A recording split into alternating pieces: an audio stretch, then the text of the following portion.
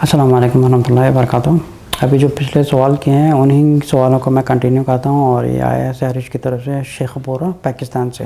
ان کا اگلا سوال ہے، نماز کے بعد ایکسٹرا سجدہ کر سکتے ہیں؟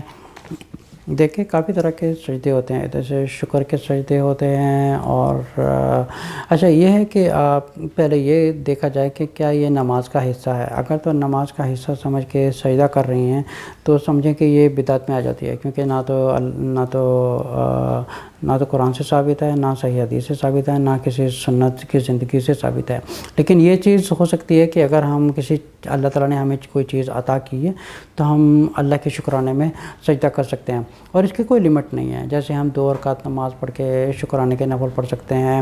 جیسے اچھا یہ ایک اور چیز ہے کہ نماز کے بعد اس کا وقت مت باندھیں کہ نماز کے بعد ہی سجدہ کریں، کیونکہ ایک چیز جب یہ کرتے رہیں گے، سمجھیں کہ جو آگے جنریشن وغیرہ ہوتی ہے وہ ہو سکتا ہے اپنے ماں باپ کو دیکھیں گے کہ میرے ماں باپ ایسے کرتے ہیں، تو سمجھے کہ جو بچہ ماں باپ کو دیکھتا ہے وہ بھی وہی کرتا رہے گا بغیر جانے کہ میرے ماں باپ یہ کر رہے ہیں تو میں بھی وہ کرنا چاہتا ہوں۔ So we have to be careful.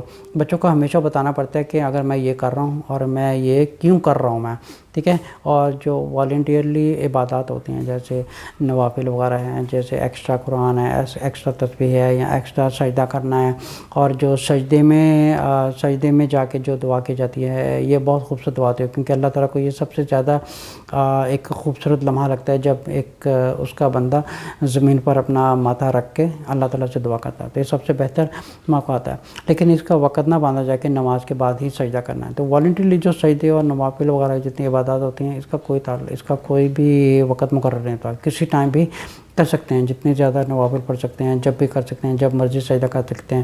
اچھا ایک اور بھی سجدہ ہے جو قرآن میں سجدے آتے ہیں، اس کو کب کر سکتے ہیں؟ کیا اسی وقت کریں یا بعد میں کریں یا جب مرضی کر لیں؟ اب جب مرضی نہیں کر سکتے بہرحال، لیکن یہ ہو سکتا ہے کہ جب آپ قرآن پڑھ رہے ہیں آپ اسی وقت بھی نہیں کر سکتے، لیکن یہ ہے کہ آپ جہاں تک پڑھ رہے ہیں کم سے کم آپ قرآن کو کمپلیٹ کر کے اس کو سائڈ میں رکھ کے اپنا قرآن کو پڑھ کے پھر آپ سجدہ کر سکتے ہیں۔ اب یہ نہیں کہ قرآن میں اگر 2-3 بار سجدہ ایک ساتھ آ گیا تو آپ بار بار اٹھیں گے، تو بعد میں بھی کر سکتے ہیں۔ لیکن بہتر یہی ہے کہ اگر سجدہ آیا تو قرآن میں ہم اس کو یا تو پہلے بھی کر سکتے ہیں بعد میں بھی کر سکتے ہیں، لیکن جہاں پہ سجدہ ہے لیکن اس کو کریں ضرور، کیونکہ وہاں پہ سجدہ لکھا ہوا ہے۔ اب یہ نہیں کہ میں کل کروں گا یا میں پرسوں کروں گا، آپ ایسا مت کریں، یہ بدعت میں آ جاتی ہے، کیونکہ اگر قرآن میں اب یہ کہ اگر آپ یہ قرآن پڑھ رہے ہیں اور سجدہ آیا، دوسرے دن آپ پھر قرآن پڑھ رہے ہیں تو اس میں پھر سجدہ آ گیا۔ اب یہ نہیں کہ سارے سجدوں کو جو قرآن میں سجدے ہیں ان کو اکٹھا کر کے ایک ہی بار پڑھیں، آپ یہ بھی نہیں کر سکتے، یہ بھی بدعت ہے، اور یہ بھی ایک آپ سمجھیں کہ ایک گناہ ہے، اللہ کے کلام کے ساتھ مذاق ہے۔ جہاں پہ سجدہ ہے